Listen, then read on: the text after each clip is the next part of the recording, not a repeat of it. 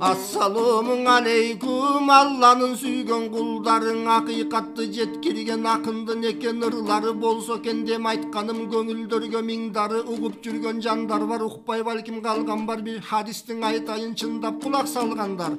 Ким кыямат күнгө ишенсе кошуналарын сыйласын деген экен пайгамбар. Кошуна деген кошуна, бир күйгөн жашооң отуна, айланган жакын тууганга, айланган жакын досуңа, кол сунуп жакшы жашагын коңшунун калбай доосуна. Кошунанын жакшысы көңүлүңдү агартат, кошунанын жаманы өмүрүңдү карартат. Кандай адам болгонуң кайран жаның өткөндө кошуналар бар айтат. Кошунан күйсө күйөө жүр, кошунан күлсө күлөө жүр. Кошунаңдын акысы кыяматта суралар, кыйын экен биле жүр. Жамандыктан кайтарып жакшылыкка чакыргын, акылсыз болсо кошунаң сабыр менен иш кылып, асылы болгун асылдын, жакшы болсо кошунаң жакшысы болгун жакындын. Ийгилиги кубансын ийниңден алтын башыңдын. Душман болбой коңшуга дубалыңар бири болсун. Сыноосу көп турмушта чыдамыңар бири болсун. Кулдук кылып кошулуп кудайыңар бири болсун. Сырын билип дуанын сурарыңар бири болсун. Жерден алган береке жемишиңер бири болсун.